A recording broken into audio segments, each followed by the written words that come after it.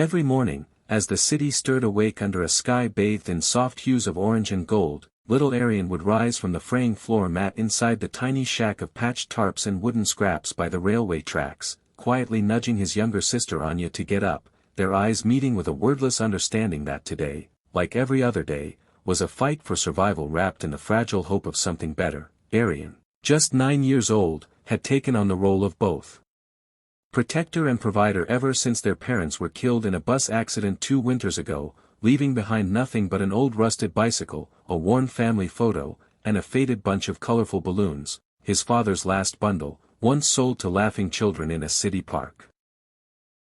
And now, those same balloons had become Arian's lifeline, his hope, his business, his burden, as each day he clutched them tight, walking barefoot through noisy, dust-filled streets, weaving through traffic, calling out in a voice louder than his size, "Balloons, 5 rupees. Brighten your day, sir, madam," smiling with more courage than most grown men, though behind that smile hid an exhaustion no child should ever carry. Nearby, little Anya would sit on a torn piece of cardboard with a handwritten sign that read, "Help me go to school," even though she had never stepped foot in one. People passed by in waves, some glanced with pity, some handed a few coins, most looked away, their worlds too busy to notice 2 small children anchored to the edge of existence, but Arian never let it break his spirit. He believed that every new morning was a blank page, and maybe, just maybe, someone would see them not as beggars or burdens, but as children with dreams too big for the small space they lived in. Then one chilly December afternoon, as the streets bustled with holiday lights, shoppers rushing with wrapped boxes and lattes in hand, Arian stood near the grand steps of a 5-star hotel, shivering slightly, hoping that Christmas cheer might open someone's heart wider than usual. It was there. While his hands tightened around the balloon strings and his voice echoed once more into the crowded street, that a sleek black limousine glided up to the curb, its polished frame reflecting the lights above, and out stepped a tall man in a charcoal coat, his silver-streaked hair slicked back, expensive sunglasses hiding tired eyes, followed by assistants rushing to open doors and carry bags. Yet, as the man moved forward, his pace suddenly slowed, his head turned, and his eyes locked on Arian. For a second, the world paused, the honking horns, the chatter, the flash of cameras, it all blurred away as the man stared at this boy offering a balloon with a smile far too wise for his age. "Would you like a balloon, sir?" Arian asked gently, unsure why this stranger was staring, and something in that small, hopeful voice cracked open a part of the man that hadn't felt anything in years. This was Raj Mehra, tech billionaire, founder of one of the biggest global empires in the digital world, a man whose calendar was booked months in advance, whose decisions shifted markets, and whose life had been about profits, code, and power. Yet in this moment, standing before a shivering child with torn sandals and unwavering eyes, he was no longer a CEO, he was just a man staring into a mirror of his past, because Raj hadn't always been rich.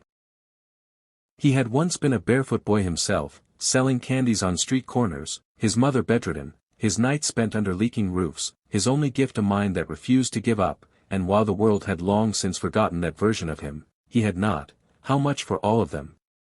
Raj asked, pulling off his sunglasses, and Arian blinked, surprised by the question, then quickly counted, 50 balloons, sir, 250 rupees, to which Raj, without hesitation, handed him a crisp 5,000 rupee note, leaving the boy stunned. "Who takes care of you?"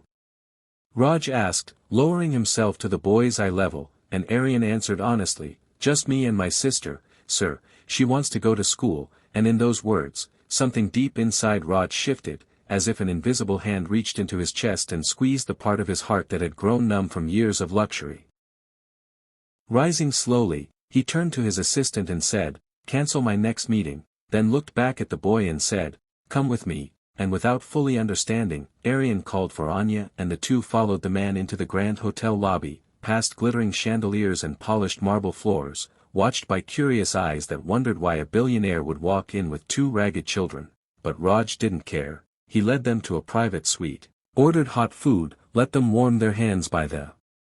fireplace, and sat with them, not as a donor, not as a savior, but as someone who truly listened. Arian told him everything, from the accident that took their parents, to the nights they slept hungry, to Anya's make-believe classroom where she traced letters in the dirt, pretending to learn, and Raj listened, each word peeling away the armor around his soul, and in a decision that surprised even his closest staff, Raj said, "You remind me of someone I used to be. I want to help," and so it began. Within hours, Raj had enrolled Anya in one of the best schools in the city, arranged for Aryan to have tutoring and business lessons, not to erase his balloon selling but to support it as a budding entrepreneur, and secured them a modest but safe apartment with a warm bed, daily meals, and a caretaker who treated them with love. Aryan didn't understand how his world had flipped so quickly, but he did know one thing: he would never waste this chance, and neither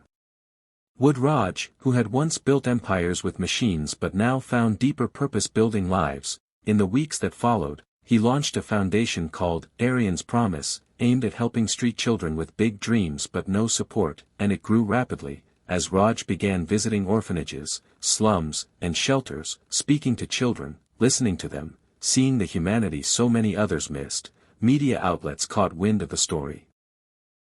Headlines like, "Billionaire buys balloons, changes lives," flooded the internet, and while many saw it as a feel-good PR stunt, Raj didn't care about the headlines. He cared about Aryan's shy smile turning into confident laughter, about Anya proudly showing him her first report card, about the quiet transformation that occurs when someone is finally seen, believed in, and lifted. Then, 3 months later, at the school's annual function, Aryan took the stage in a neatly pressed uniform, nervous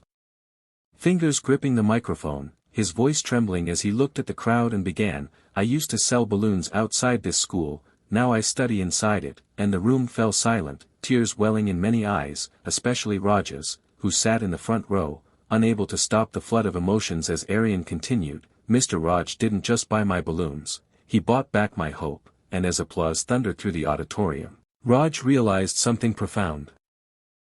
In saving a boy from the streets, he had also saved the lost child within himself. From that day on, Aryan became a symbol of the power of compassion, speaking at events, helping other street kids believe in possibilities, while Raj used his fortune not just for investments, but for impact, funding schools, shelters, and mentorship programs, and always keeping a photo of Aryan's first balloon stand on his office desk. A reminder that success is meaningless if it doesn't lift others. And Aryan,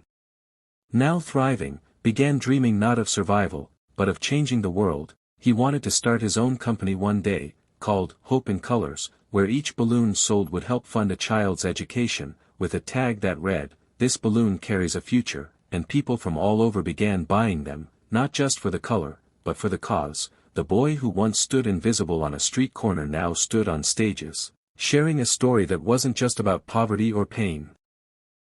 but about resilience, kindness, and the life-altering power of being seen. And while he still carried balloons from time to time, he no longer sold them to survive, he shared them to inspire, to remind the world that sometimes, it takes only one kind soul stepping out of a car, out of routine, out of indifference, to change the entire course of someone's life. And for Raj, the billionaire who had once thought wealth was found in numbers and tech, he had now discovered its truest form, in